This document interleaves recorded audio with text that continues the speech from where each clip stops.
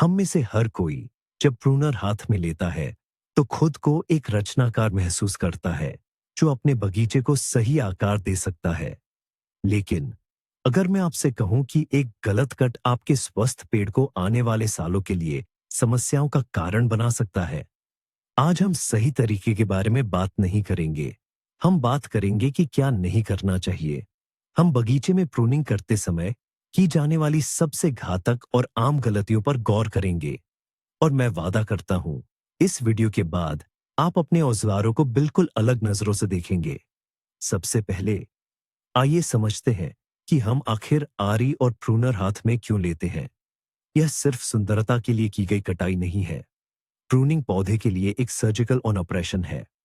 यह उसके स्वास्थ्य के लिए, उसकी शाखाओं को सही आकार देने के लिए और भरपूर फसल के लिए जरूरी है। और जैसे किसी भी सर्जन का, वैसे ही माली का भी सबसे मुख्य मंत्र है नुकसान न पहुंचाना। लेकिन अफसोस की बात है कि हम अक्सर नुकसान पहुंचाते हैं, इस बात का एहसास हुए बिना भी। तो सबसे पहली गलती जो अनुभवी माली भी कर बैठते हैं वह है गलत समय पर पौधों की छंटाई करना। जरा कल्पना कीजिए, वसंत की पहली गर्माहट, सूरज की मीठी धूप और आपके हाथ अपने आप छंटाई करने वाले कट्टर की ओर बढ़ जाते हैं। ऐसा लगता है कि सर्दियों के बाद अपने बगीचे को संवारने का यह बिल्कुल सही मौका है। लेकिन असली खतरा यहीं छुपा है। शुरुआती वसंत में जब पेड़ सर्दियों की नींद से बस अभी अभी जाग रहा होता है, उसके अंदर रस का संचार तेजी से होने लगता है। इस दौरान किया गया ताजा कटाव दरअसल एक खुला घाव है जिससे पेड़ का अनमोल जीवन रस बाहर बह जाता है। लेकिन सबसे बुरा तो यह है कि हमारे मौसम में अचानक पड़ने वाली ठंड, पाला, बहुत कपटी होती है। क्या होता है जब रात में तापमान शून्य से नीचे गिर जाता है? कटे हुए हिस्से के ताजे, खुले ऊतकों में नमी जम जाती है। बर्फ, जैसा कि हम जानते हैं, फैलती है और पौधे की नाजुक कोशिकाओं को अंदर से फाड़ देती है। सुबह आप शायद इस पर ध्यान न दें, लेकिन पेड़ के लिए यह एक गंभीर आघात है। क्षतिग्रस्त ऊतक मर जाते हैं, काले पड़ जाते हैं और सभी प्रकार के फंगस और बैक्टीरिया के लिए एक आदर्श प्रवेश द्वार बन जाते हैं। घाव भरने के बजाय पेड़ में ऊतक मर जाते हैं, नेक्रोसिस और संक्रमण का केंद्र बन जाता है। इसलिए जल्दबाजी न करें। बेहतर होगा कि आप इंतजार करें जब तेज पाले, ठंड का खतरा पूरी तरह से टल जाए और तभी वसंत की छंटाई शुरू करें। अगली गलती, जिसे मैं अति उत्साही माली का सिंड्रोम कहता हूं। आप जानते हैं, यह वो समय होता है जब आप जोश में आ जाते हैं और चाहते हैं कि सब कुछ एकदम परफेक्ट हो जाए। आपको लगता है कि यह डाली बेकार है, वह गलत दिशा में बढ़ रही है और वह वाली तो पेड़ की पूरी सुंदरता ही बिगाड़ रही है। और फिर आधे घंटे बाद आप पेड़ के नंगे कंकाल और उसके चारों ओर टहनियों के ढेर को अफसोस भरी नजरों से देखते हैं। आपको शायद लगता है कि आपने अच्छा काम किया है, शाखाओं को पतला किया है और पेड़ को रोशनी दी है। लेकिन असल में आपने पेड़ को गहरे सदमे की स्थिति में डाल दिया है।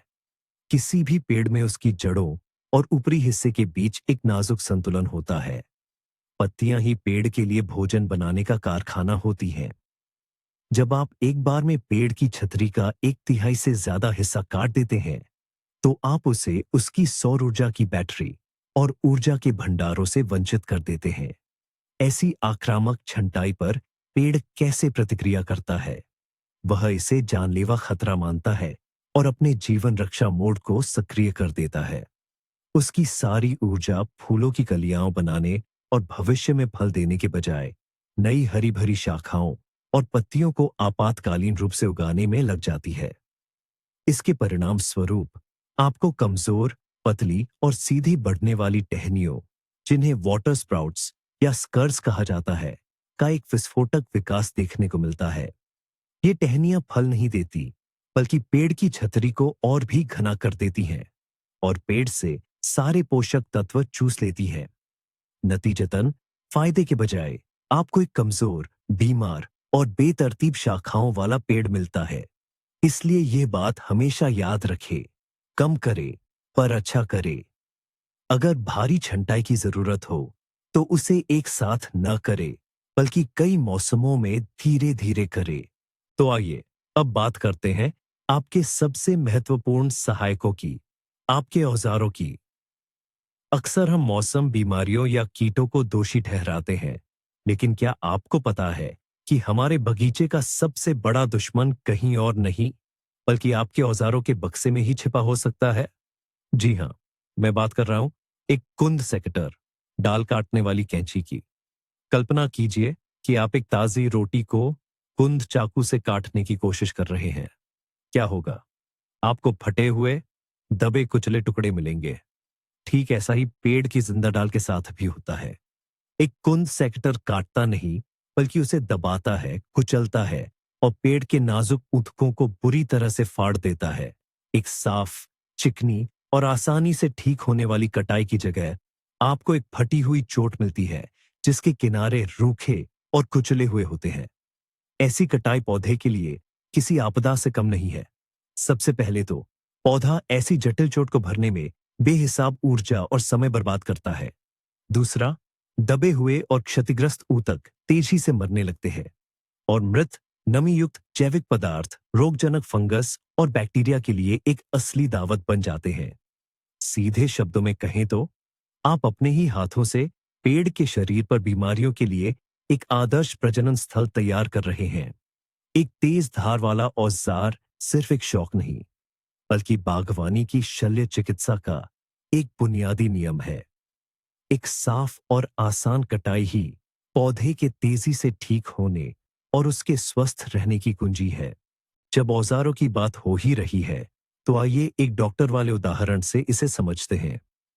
कल्पना कीजिए एक सर्जन की, जो किसी संक्रमित मरीज का ऑपरेशन करने के बाद दूसरे ऑपरेशन थिएटर में जाता है और उसी संक्रमित ब्लेड से किसी स्वस्थ व्यक्ति को काटना शुरू कर देता है। ये किसी हॉरर फिल्म का सीन लगता है ना? लेकिन हम में से कई लोग अपने बगीचे में हर दिन अनजाने में यही करते हैं। यहाँ हम बात कर रहे हैं कि गंदे, बिना स्टेरलाइज किए औजारों से काम करने की।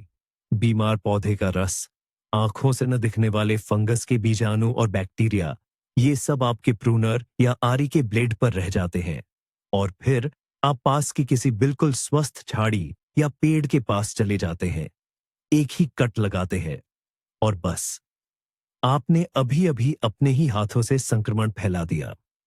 आप अपने ही बगीचे में बीमारियों के वाहक बन जाते हैं। ये खासकर पुरानी सेब के पेड़ों की कटाई करते समय खतरनाक होता है, जिन्हें बैक्टीरियल कैंसर जैसी बीमारियां हो सकती है, या गुलाब के पौधों की, जिनमें अक्सर फंगस से जुड़ी बीमारियां होती हैं। इसका समाधान बेहद आसान है, लेकिन पता नहीं क्यों इसे अक्सर भुला दिया जाता है। हर पौधे पर काम करने के बाद, खासकर अगर वह आपको बीमार या संक्रमित लगे, तो अपने औजार के ब्लेड को डिसइंफेक्टेंट से जरूर पोंछें। यह अल्कोहल, क्लोरोहेक्सिडिन या खास बागवानी वाले एंटीसेप्टिक हो सकता है। यह कोई वहम नहीं है, बल्कि आपके बगीचे की स्वच्छता का एक बुनियादी नियम है। अब हम एक और ऐसी पुरानी और आम गलती की बात करेंगे, जो आपने पुराने बागानों में अक्सर देखी होगी। यह है पेड़ों में ठूंठ छोड़ देना। जब कोई माली टहनी छांटता है, तो वह अक्सर तने को नुकसान पहुंचाने से डरता है और टहनी का एक छोटा सा हिस्सा, जिसे ठूंठ कहते हैं, छोड़ देता है। ये कटा हुआ हिस्सा, जैसे कटी हुई टहनी का कोई निशान छोड़ दिया गया हो। हमें लगता है कि यह सुरक्षित है, क्योंकि हमने मुख्य पेड़ को तो नहीं छुआ, लेकिन असल में ये सबसे कपटी गलतियों में से एक है। आइए समझते हैं कि यह इतना बुरा क्यों है। हर टहनी के आधार पर एक खास छल्लेदार उभार होता है, जिसे कॉलर कहते हैं। इसी में वे कोशिकाएं होती हैं, जो कैलस कैलस बना सकती हैं। ये एक ऐसी वानस्पतिक ऊतक, प्लांट टिश्यू है, जो हमारी त्वचा की तरह घाव को भरती है। जब आप ठूंठ छोड़ देते हैं, तो आप इस कॉलर से बहुत दूर कट लगाते हैं। पेड़ इस घाव तक पहुंच ही नहीं पाता ताकि उसे भर सके। आगे क्या होता है? बिना पोषण के छोड़ा गया यह ठूंठ धीरे धीरे मरने लगता है। वह सूख जाता है और उसकी लकड़ी अंदर से सड़ने लगती है, और यह मरा हुआ, सड़ता हुआ लकड़ी का टुकड़ा फंगस, कवक और कीटों के लिए एक आदर्श घर और भोजन बन जाता है। पहले वे इस ठूंठ पर पनपते हैं और फिर एक पुल की तरह तने की स्वस्थ लकड़ी में फैल जाते हैं।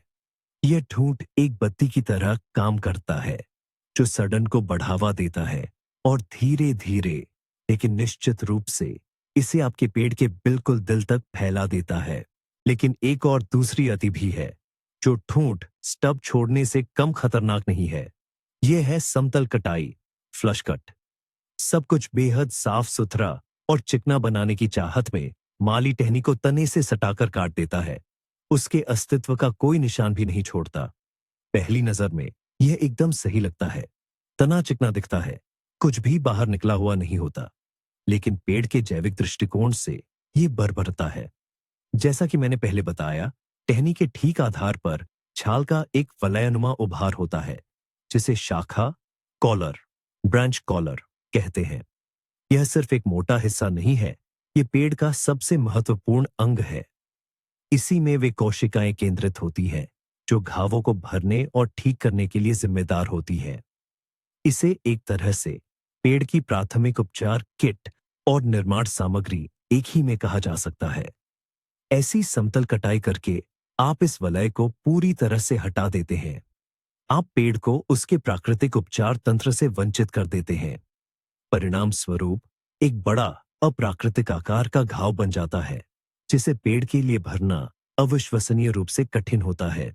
इसे भरने में सालों लग सकते हैं, अगर यह कभी भरे भी, और इस पूरे समय यह संक्रमणों के लिए खुले द्वार रहेगा। सही कटाई इस वलयनुमा उभार के ठीक पीछे की जाती है, इसे नुकसान पहुंचाए बिना। ये कटाई ऐसी होनी चाहिए जैसे तने की ही रेखा का विस्तार हो, न कि तने में घुसती हुई लगे। याद रखें, आपका काम पेड़ की मदद करना है, न कि उसके स्वास्थ्य की कीमत पर उसे केवल सुंदर दिखाना। अब हम ज्यामिति के बारे में बात करते हैं। जी हाँ, आपने बिल्कुल सही सुना। पेड़ों की कटाई छुटाई में ज्यामिति का भी अहम रोल होता है। क्या आपने कभी सोचा है कि आप टहनी को काटते समय किस कोण का इस्तेमाल करते हैं? ज्यादातर लोग इसे बस अंदाजे से ही कर देते हैं, इसकी अहमियत पर ज्यादा ध्यान नहीं देते, और यह एक बड़ी गलती है। कटाई का गलत कोण गंभीर समस्याएं खड़ी कर सकता है। सबसे आम गलती है टहनी को जमीन के समानांतर एकदम सीधा काटना। ये क्यों बुरा है? जरा बारिश में एक सपाट छत के बारे में सोचिए। पानी उस पर जमा हो जाता है और पोखर बन जाते हैं। बिल्कुल यही हाल टहनी के सीधे कटे हुए हिस्से का भी होता है। बारिश की बूंदें, ओस या कोहरा, सारी नमी इस सपाट सतह पर जमा होती रहती है, और नम, क्षतिग्रस्त लकड़ी सड़ी डालने वाले बैक्टीरिया और फंगस के बीजाणुओं के पनपने के लिए एक आदर्श माहौल बन जाती है। असल में आप पेड़ पर एक छोटा सा दलदल बना देते हैं, जो कभी नहीं सूखता और लगातार संक्रमण को बढ़ावा देता रहता है। सही कटाई हमेशा लगभग 45 डिग्री के कोण पर की जानी चाहिए। इसे कली से दूर बाहर की तरफ काटा जाना चाहिए, ताकि पानी उस पर नहीं बल्कि किनारे से बह जाए। ऐसी झुकी हुई छत बारिश के बाद जल्दी सूख जाती है, जिससे किसी भी रोगजनक को जमने और अपना विनाशकारी काम शुरू करने का मौका नहीं मिलता। यह भले ही एक छोटी सी बात लगे, लेकिन आपके बगीचे के स्वास्थ्य के लिए ऐसी ही छोटी छोटी बातें बहुत मायने रखती हैं। अभी आप जो सुनने वाले हैं, उसे बागीचे का बर्बरतापूर्ण कृत्य कहने के अलावा और कुछ नहीं कहा जा सकता। इस तरीके को टॉपिंग कहते हैं, या आम भाषा में इसे स्तंभ कटाई भी कहा जाता है। आपने ऐसे पेड़ जरूर देखे होंगे, एक ऊंचा नंगा तना, जिसकी सभी बड़ी शाखाएं बेरहमी से काट दी गई हों, और सबसे ऊपर झाड़ू जैसी पतली कमजोर टहनियों का एक गुच्छा निकला हो। सीधे शब्दों में कहें तो यह देखने में बेहद बदसूरत लगता है। अक्सर इस तरीके का सहारा तब लिया जाता है जब पेड़ बहुत बड़ा हो जाता है और तारों में रुकावट डालता है या जमीन पर ज्यादा छाया करता है। लोग सोचते हैं कि इससे वे समस्या को जड़ से और हमेशा के लिए हल कर देंगे, लेकिन असल में वे पेड़ के लिए मौत का फरमान लिख रहे होते हैं, जो धीरे धीरे और दर्दनाक तरीके से पूरा होता है। टॉपिंग पेड़ के लिए एक बहुत बड़ा तनाव है। पेड़ अपनी लगभग सारी पत्तियां खो देता है और जीने के लिए अपनी पूरी ताकत लगा देता है। घबराकर वह सुप्त कलियों से कई कमजोर सीधी टहनियां जिन्हें निहार भी कहते हैं, उगाना शुरू कर देता है। ये टहनियां बहुत नाजुक होती है। वे प्राकृतिक शाखाओं की तरह तने से मजबूती से नहीं जुड़ती और तेज हवा या बर्फ के वजन से आसानी से टूट जाती है। इसके अलावा कटाई से लगे बड़े घाव लगभग कभी नहीं भरते। वे सड़ने लगते हैं और यह सड़ान धीरे धीरे तने के अंदर तक पहुंच जाती है, जिससे वह कमजोर और खोखला हो जाता है। कुछ ही सालों में ऐसा फिर से जवान किया गया पेड़ एक खतरनाक ढहने वाले अवशेष में बदल जाता है। अब हम अपना ध्यान बगीचे के सबसे छोटे सदस्यों, नन्हे पौधों और कलमों की ओर मोड़ते हैं। आपने जो पतली सी टहनी या पौधा अभी अभी लगाया है, उसे देखते ही मन में एक प्रबल इच्छा उठती है कि तुरंत उसे आकार देना शुरू कर दें। सोचते हैं कि नीचे की टहनियां में हटा दें ताकि तना ऊंचा हो जाए और ऊपर से काट दें ताकि यह बेहतर तरीके से फैले। हम इसे मिट्टी के एक ऐसे टुकड़े की तरह मानते हैं जिससे हम अपनी पसंद का एक आदर्श रूप गढ़ना चाहते हैं। लेकिन यह तरीका पूरी तरह से गलत है। लगाने के पहले 1-2 साल में छोटे पौधे का मुख्य काम सुंदर मुकुट बनाना नहीं होता, बल्कि नई जगह पर अपनी जड़ें जमाना और खुद को ढालना होता है। उसे एक मजबूत जड़ प्रणाली विकसित करनी होती है जो उसे पानी और पोषण प्रदान कर सके, और इसके लिए उसे ऊर्जा की आवश्यकता होती है।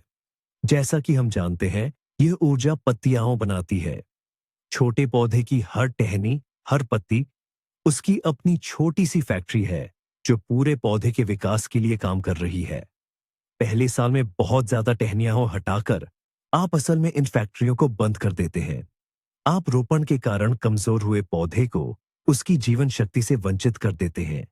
इससे उसकी वृद्धि धीमी हो जाती है और वह बीमारियों व कीटों के प्रति अधिक संवेदनशील हो जाता है। उसे समय दें, उसे खुद को मजबूत बनाने दें।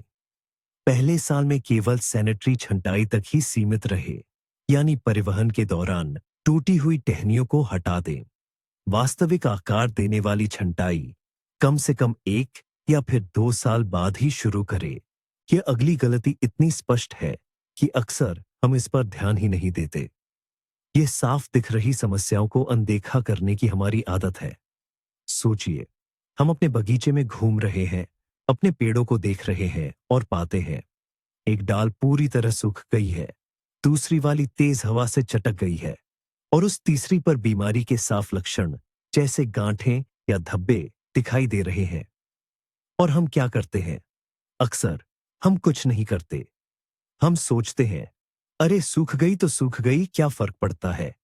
या बाद में जब मैं मुख्य कटाई करूंगी तो इसे भी साथ में हटा दूंगी। और यह बाद में आपके बगीचे को बहुत भारी पड़ सकता है। सूखी मृत लकड़ी सिर्फ बदसूरत नहीं होती, ये हर तरह के कवक, फंगस और लकड़ी खाने वाले कीटों का प्रजनन स्थल बन जाती है। वे मृत लकड़ी में खुशी खुशी अपना घर बना लेते हैं और समय के साथ अनिवार्य रूप से स्वस्थ हिस्सों में भी फैल जाते हैं। ये ऐसा है जैसे आप अपने घर में कूड़ेदान को ऐसे ही छोड़ दें और तिलचट्टों के पूरे घर में फैलने का इंतजार करें। और एक बीमार या टूटी हुई डाल तो और भी बुरी है। यह किसी भी संक्रमण के लिए खुला निमंत्रण है। टूटे हुए या बीमार हिस्से से पेड़ के अंदर बैक्टीरिया और बीजाणु घुस जाते हैं जो हवा और बारिश के साथ फैलते हैं।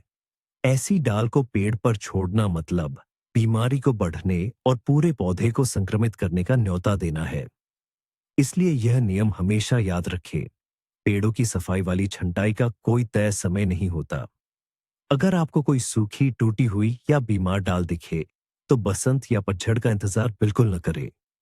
अपना सेकेटर उठाएं और उसे तुरंत हटा दें। ये एक आपातकालीन सर्जरी है जो आपके पेड़ की जान बचा सकती है। एक और बहुत आम समस्या जिसे पेड़ के ऊपरी हिस्से को ध्यान से देखने पर आसानी से पहचाना जा सकता है, वह है आपस में रगड़ने वाली शाखाएं। अक्सर ऐसा होता है कि 2 शाखाएं बहुत करीब उगती हैं, आपस में उलझ जाती है और हवा के हल्के से झोंके से भी एक दूसरे से रगड़ने लगती है। यह एक छोटी सी बात लग सकती है, लेकिन असल में यह पेड़ के लिए तनाव और खतरे का एक स्थायी स्रोत है। कल्पना कीजिए, आप लगातार ऐसे तंग जूते पहने हुए हैं जो आपके पैर को रगड़ रहे हैं।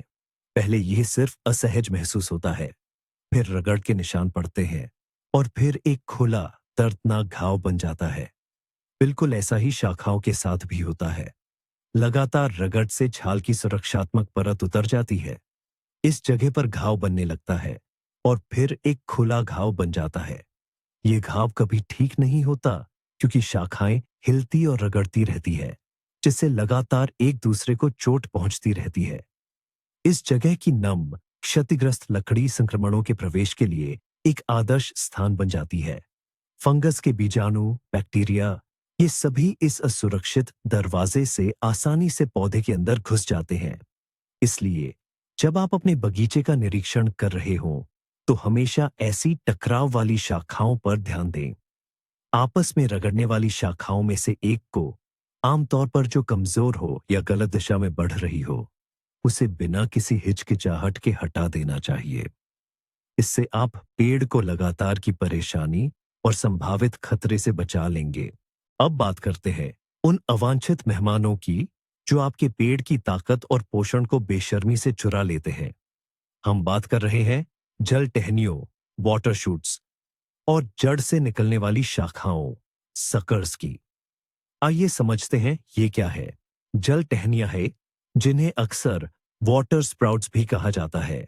ये वे शक्तिशाली, मोटी और सीधी ऊपर की ओर बढ़ने वाली शाखाएं होती हैं, जो आमतौर पर पेड़ की पुरानी बड़ी डालियों पर या तने पर, खासकर किसी बड़ी छंटाई के बाद निकलती है।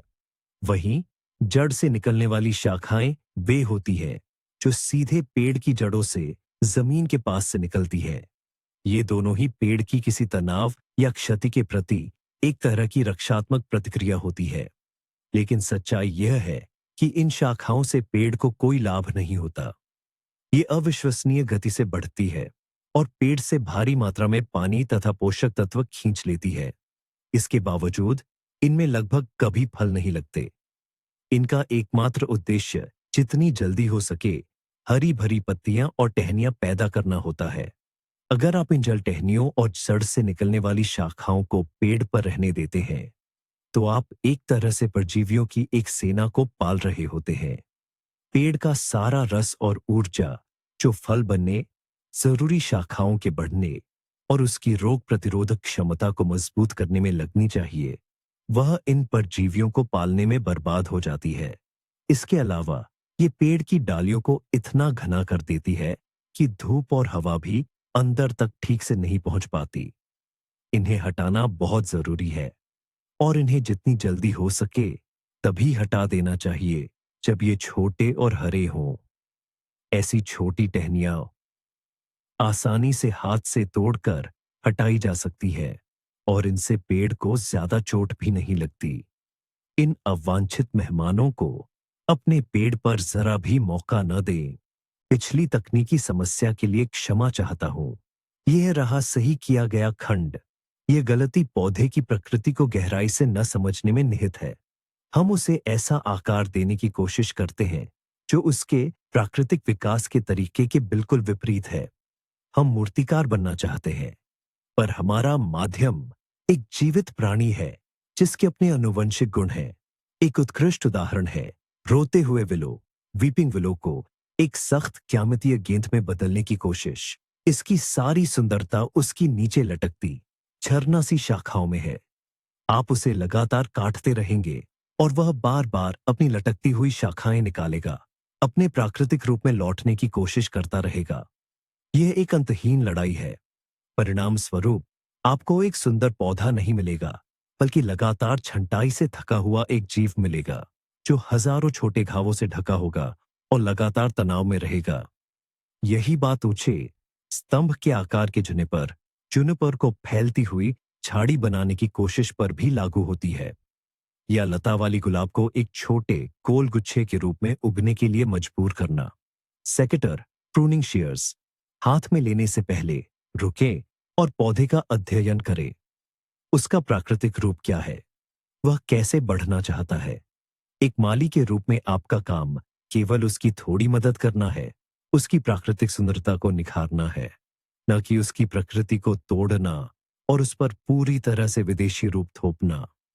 प्रकृति के साथ काम करे उसके खिलाफ नहीं। अब बात करते हैं एक ऐसी गलती की जो आक्रामक कटाई के ठीक विपरीत है, लेकिन नुकसान में उससे कम नहीं। यह है डर। छंटाई के औजार से डर। माली अपने बढ़े हुए झाड़ी या पेड़ को देखता है और उसे डर लगता है कि कहीं कुछ गलत ना काट दे, कहीं नुकसान ना पहुंचा दे। इसका नतीजा यह होता है कि वह कुछ भी नहीं करता। साल दर साल वह छंटाई टालता रहता है और धीरे धीरे उसका बगीचा एक घने, उपेक्षित जंगल में बदल जाता है। ऐसे घने बगीचे में क्या होता है? टहनियां बेतरतीब ढंग से बढ़ने लगती हैं, आपस में उलझ जाती है और एक दूसरे को बढ़ने से रोकती है। पेड़ के अंदरूनी हिस्से तक सूरज की रोशनी और ताजी हवा नहीं पहुंच पाती और ठीक वहीं उस अंधेरे और नमी में फंगल रोगों जैसे कि पाउडरी मिल्ड्यू या स्कैब के पनपने के लिए आदर्श स्थितियां बन जाती है। इसके अलावा पौधे प्रकाश और संसाधनों के लिए एक दूसरे से प्रतिस्पर्धा करने लगते हैं। मजबूत टहनियां कमजोरों को छाया देती है और उन्हें बढ़ने से रोकती है। फल केवल पेड़ की बाहरी परिधि पर ही लगते हैं, जहां सूरज की रोशनी अभी भी पहुंच पाती है। वे छोटे हो जाते हैं, अपना स्वाद खो देते हैं और उपज गिर जाती है।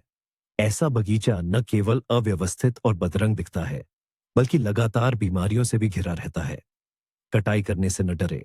समझदारी भरी और सोची समझी छंटाई नुकसान नहीं, बल्कि वरदान है। आप पौधे को प्रकाश, हवा और स्वस्थ विकास के साथ साथ भरपूर फल देने के लिए प्रोत्साहन देते हैं। एक और बड़ी गलती जो आपके सारे प्रयासों को बेकार कर देती है, वो है बिना किसी मकसद के छंटाई करना। जरा कल्पना कीजिए एक ऐसे व्यक्ति की जो बस यूं ही बाग में घूम रहा है और कभी कभी प्रूनर से कुछ भी काट रहा है। बस यूं ही, कभी यहां से थोड़ा काट दिया, कभी वहां से। अगर आप उससे पूछें कि यह डाली क्यों काटी, तो वह शायद जवाब देगा, पता नहीं, बस लगा कि यह फालतू है, या बस ऐसे ही साफ सफाई के लिए। यह तरीका सबसे खराब है। आप जो भी कट लगाते हैं, उसका एक स्पष्ट और ठोस कारण होना चाहिए। आपको पता होना चाहिए कि आप सिर्फ यही डाली क्यों हटा रहे हैं और आप क्या नतीजा चाहते हैं। जैसे हो सकता है कि आप सैनिटरी प्रूनिंग, सफाई वाली छंटाई कर रहे हो, जिसमें सूखी या बीमार डालियों को हटाया जाता है, या फिर फॉर्मेटिव प्रूनिंग, आकार देने वाली छंटाई, जिससे आप युवा पौधे को उसकी क्राउन, छतरी की सही संरचना दे रहे हो, या रिजुवेनेशन प्रूनिंग, कायाकल्प वाली छंटाई कर रहे हो ताकि पुरानी झाड़ी में नई टहनियों का विकास हो सके, या थिनिंग प्रूनिंग, घटाने वाली छंटाई कर रहे हो ताकि पेड़ की क्राउन, छतरी में ज्यादा रोशनी और हवा पहुंच सके। छंटाई कोई बेतरतीब कटाई नहीं है, बल्कि एक सोचा समझा और विचारशील काम है। काटने से पहले एक पल रुकिए और खुद से 3 सवाल पूछिए। मैं ये क्यों कर रहा हूं? इस डाली को हटाने के बाद क्या बदलेगा? और क्या इससे पौधे को कोई नुकसान तो नहीं होगा? अगर आपके पास इनके स्पष्ट जवाब नहीं है, तो बेहतर होगा कि आप प्रूनर नीचे रख दें और एक बार फिर सोचें। बिना मकसद के यूं ही काटते रहना पौधे को खराब करने और कोई भी अच्छा नतीजा न पाने का निश्चित तरीका है। बात पुरानी आदतों की करें तो आइए आज एक बहुत ही आम और सदियों पुराने मिथक को दूर करते हैं, जो पीढ़ी दर पीढ़ी चला आ रहा है। यह एक ऐसी सलाह है कि पेड़ की हर कटाई को, चाहे वो कितनी भी छोटी क्यों न हो, गार्डन वॉर, ट्रीवुड पेस्ट, ओनाइल पेंट या इसी तरह की किसी चीज से अच्छी तरह से लेप दिया जाए। इसके पीछे का तर्क बहुत मजबूत लगता है। हम घाव को ढक देते हैं ताकि उसमें कोई संक्रमण न फैले, जैसे हम चोट पर पट्टी लगाते हैं। लेकिन आधुनिक शोध और विशेषज्ञ कृषि वैज्ञानिक क्या कहते हैं? वे कहते हैं कि ज्यादातर मामलों में यह फायदे से ज्यादा नुकसान पहुंचाता है, खासकर जब बात गार्डन वॉर जैसे गाढ़े, चिपचिपे पदार्थों की हो। क्या होता है जब आप इस तरह के लेप को ताजे नम कटे हुए हिस्से पर लगाते हैं? आप मूल रूप से एक वायुरोधी, एयर टाइट पट्टी बना रहे होते हैं। इस वायुरोधी पट्टी के नीचे गर्म और नम वातावरण में, जहां हवा नहीं पहुंच पाती, वहां आदर्श ग्रीनहाउस जैसी स्थितियां बन जाती है। किसके लिए? उन अवायवीय, एनारोबिक बैक्टीरिया और फफूंद, फंगस के बीजाणुओं के लिए जो सड़ांत पैदा करते हैं। आप सोचते हैं कि आप कटे हुए हिस्से को बचा रहे हैं, लेकिन असल में आप उस पर हवा से आई सभी रोगजनक सूक्ष्म जीवों को बंद कर रहे होते हैं। वॉर के नीचे घाव सांस नहीं ले पाता, सूखता नहीं और अंदर से ही सड़ने लगता है। ज्यादातर छोटे कटाई, जो 2-3 सेंटीमीटर व्यास तक के होते हैं, एक स्वस्थ पेड़ अपने आप ठीक कर लेता है और उन्हें बिल्कुल भी न छूना ही बेहतर है। और बड़े कटाई के लिए, यदि आप वाकई उन्हें सुरक्षित करना चाहते हैं, तो आधुनिक सांस लेने वाले ब्रीदेबल उत्पादों या एंटीसेप्टिक की पतली परत का उपयोग करना बेहतर है। अगली गलती भले ही छोटी लगे, लेकिन यह पेड़ को बहुत गंभीर चोट पहुंचा सकती है। ये औजार के गलत चुनाव की गलती है। हर माली के पास अपना एक पसंदीदा सेकेटर होता है, जो उसे सुविधाजनक और इस्तेमाल करने में आसान लगता है, और मन करता है कि सारा काम बस उसी एक औजार से निपटा लिया जाए। लेकिन एक छोटे से हाथ वाले सेकेटर से किसी मोटी टहनी को काटने, या यूं कहें कि आरी चलाने की कोशिश करना, पेड़ के साथ सरासर अत्याचार है। सेकेटर के ब्लेड एक निश्चित मोटाई की टहनियों को साफ तरीके से काटने के लिए ही बने होते हैं। जब आप उससे बहुत मोटी टहनी को काटने की कोशिश करते हैं, तो आप उसे काटते नहीं, बल्कि बस दबाते और तोड़ते हैं। आप बेतहाशा जोर लगाते हैं, छाल कुचल जाती है और लकड़ी चटकने लगती है। इसका सबसे अच्छा नतीजा ये होगा कि आपको साफ कटाई नहीं मिलेगी, बल्कि एक भयानक फटी हुई चोट मिलेगी। इसमें से बहुत सारे रेशे निकल आएंगे और छाल भी उखड़ जाएगी। और सबसे बुरा तो ये होगा कि टहनी सिर्फ दबाव से टूट जाएगी और अपने साथ तने से छाल और लकड़ी का एक बड़ा हिस्सा भी फाड़ लेगी। यह बिल्कुल ऐसा ही है जैसे किसी इंसान का ऑपरेशन एक छोटे पॉकेट नाइफ से करने की कोशिश करना। हर औजार का अपना एक खास काम होता है। पतली टहनियों के लिए सेकेटर, उन थोड़ी मोटी टहनियों के लिए जिनसे सेकेटर काम नहीं कर पाता, लंबी डंडी वाला लोपर या ब्रांच कटर, और बहुत मोटी बड़ी शाखाओं के लिए केवल तेज धार वाली बागवानी आरी, गार्डन सो। सही औजार चुनना न सिर्फ आपके लिए सुविधाजनक है, बल्कि यह आपके पेड़ को कम से कम चोट लगने और उसके जल्दी ठीक होने की भी गारंटी है। अब एक ऐसी गलती जो अक्सर जल्दबाजी या अधूरी जानकारी के कारण हो जाती है, यह है पेड़ के छत्रक, कैनोपी के भीतरी हिस्से को नजरअंदाज करना। कई माली, खासकर नए, छंटाई को सिर्फ बाहरी सुंदरता बनाने का काम समझते हैं। वे पेड़ के चारों ओर घूमकर बाहर निकली हुई टहनियों को काटते हैं, छत्रक को बाहर से एक सुंदर चिकना आकार देते हैं। ये एक प्यारा सा हरा गोलाकार या अंडाकार रूप ले लेता है। लेकिन इस हरे भरे ऊपरी सतह के भीतर की हकीकत क्या होती है? अंदर तो पूरी तरह से अव्यवस्था होती है। पुरानी, उलझी हुई, भीतर की ओर बढ़ने वाली और घनी शाखाएं वैसी ही बनी रहती हैं। नतीजतन छत्रक बाहर से तो घना दिखता है, लेकिन भीतर से अंधेरा और उलझी हुई टहनियों का गुच्छा बन जाता है, बिल्कुल एक चिड़िया के घोंसले की तरह। पेड़ के केंद्र में यह अत्यधिक घनापन असल में एक ऐसी छिपी हुई समस्या है जो धीरे धीरे बढ़ती है। सबसे पहले वहां सूरज की रोशनी नहीं पहुंच पाती, जिसका मतलब है कि छत्रक के अंदर फल और पत्तियां विकसित नहीं होते। पेड़ का यह भीतरी हिस्सा एक बेकार बोझ बन जाता है। दूसरा, वहां हवा का संचार भी लगभग न के बराबर होता है। लगातार नमी और छाया फंगल रोगों के पनपने के लिए आदर्श वातावरण बनाती है। बीमारी पेड़ के ठीक बीच से शुरू होकर फिर बाहर की ओर फैलती है। इसलिए सही छंटाई हमेशा अंदर से शुरू होती है। सबसे पहले हम केंद्र से सभी अनावश्यक शाखाओं को काटते हैं, छत्रक को हल्का करते हैं, उसे सांस लेने की जगह देते हैं, और उसके बाद ही यदि आवश्यक हो तो बाहरी रूप को ठीक करते हैं। अब हम एक ऐसी गलती की बात करने वाले हैं जो कृषि तकनीक से ज्यादा मनोविज्ञान से जुड़ी है। यह है पड़ोसी जैसा छंटाई का तरीका। हम बाढ़ के उस पार अपने पड़ोसी के बगीचे में देखते हैं। उसके सेब के पेड़ करीने से छंटे हुए हैं और फसल भी अच्छी दिखती है, और हम सोचते हैं, चलो मैं भी ऐसा ही करता हूं। हम औजार उठाते हैं और आंख बंद करके उसके काम को दोहराने लगते हैं। पर यह एक बहुत बड़ा जाल है। पहला, आपको नहीं पता कि पड़ोसी के सेब का कौन सा खास किस्म है। अलग अलग किस्मों के पेड़ों को छंटाई के लिए अलग अलग तरीके की जरूरत होती है।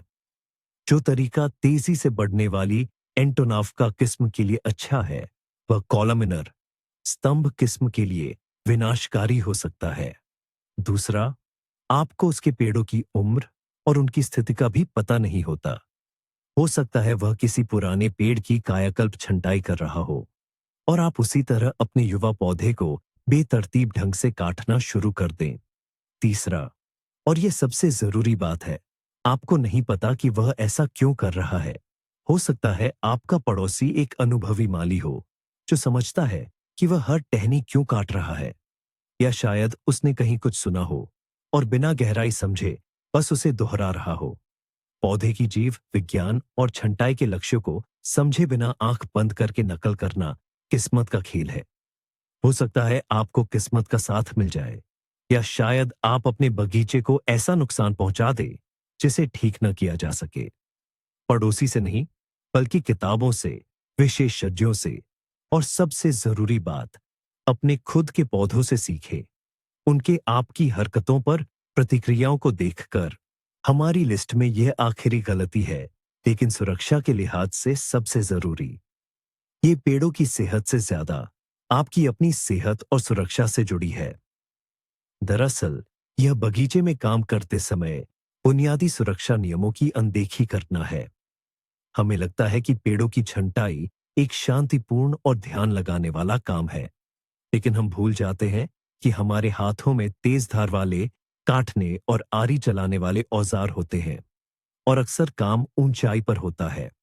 हर साल दर्जनों बागवान गंभीर चोटों का शिकार होते हैं। एक अस्थिर सीढ़ी या कमजोर स्टूल से गिरना एक आम बात है, जिसके नतीजतन हड्डियां टूट सकती हैं। दूर की टहनी तक पहुंचने की कोशिश में संतुलन बिगड़ना, और उसके बाद तेज धार वाली आरी या कैंची से गहरा कट लगना। भारी टहनी का कटने पर उछलकर सिर पर लगना, जिससे गंभीर चोट आ सकती है। इसलिए कृपया अपनी सुरक्षा का हमेशा ध्यान रखें। सुनिश्चित करें कि आपकी सीढ़ी मजबूत हो और समतल जमीन पर टिकी हो। अपने हाथों की सुरक्षा के लिए हमेशा मोटे और मजबूत दस्ताने पहने। अगर सिर के ऊपर आरी का इस्तेमाल कर रहे हैं, तो आलस न करें और सुरक्षा चश्मा जरूर पहने, ताकि लकड़ी के कण आपकी आंखों में न गिरे। ऊंचाई पर मुश्किल छंटाई का काम हो, तो अकेले काम न करे, जल्दीबाजी न करे। अपनी सेहत को खतरे में डालने से बेहतर है कि सीढ़ी को ठीक से रखने में 5 मिनट ज्यादा लगा ले। याद रखें, कोई भी फसल या कितना भी सुंदर पेड़ आपकी सुरक्षा से बढ़कर नहीं है। तो क्या होता है जब ये सारी छोटी छोटी दिखने वाली गलतियां मिलकर एक बड़ी समस्या बन जाती है? ये केवल एक बदसूरत या बेतरतीब बगीचा नहीं रह जाता, ये एक बीमार और दुखियारा बगीचा बन जाता है। एक गलत कट फंगस और बैक्टीरिया के लिए खुला निमंत्रण बन जाता है। गलत समय पर की गई छंटाई आपको पूरे साल के फलों और फूलों से वंचित कर सकती है, और आक्रामक पूरी तरह से काट देना आपके उस युवा जीवंत पेड़ को खत्म कर सकता है, जिसे आपने इतनी मेहनत और प्यार से लगाया था। यह विडंबना यह है कि हम मदद करने की चाहत में अपने ही हाथों से ऐसी समस्याएं पैदा कर देते हैं, जिनसे बाद में हमें बहादुरी से जूझना पड़ता है। हम उन बीमारियों का इलाज करते हैं जिन्हें हमने खुद एक गंदे प्रूनर से आमंत्रित किया था। इन सबसे मुख्य सीख सीधी है, छंटाई पौधे पर अत्याचार नहीं, बल्कि उसके साथ एक विचारशील और सम्मानजनक संवाद है। आपको यह समझना होगा कि आप क्या कर रहे हैं, क्यों कर रहे हैं, और आपके हर कट का क्या परिणाम होगा। इस वीडियो को अंत तक देखने के लिए आपका धन्यवाद। अगर आपको इससे कुछ नया और उपयोगी सीखने को मिला है, तो हमारे चैनल को लाइक और सब्सक्राइब करके हमारा समर्थन करें। यह हमें आपके लिए और अधिक नई सामग्री बनाने में बहुत मदद करता है। अब आपके लिए एक सवाल, आपने इनमें से कौन सी गलती अपने बगीचे में की है, बिना यह जाने कि यह एक गलती थी? या शायद आपकी कोई ऐसी खास गलती है जिसका मैंने जिक्र नहीं किया? अपनी कहानी कमेंट्स में साझा करें। आइए हम सब मिलकर गलतियों से सीखें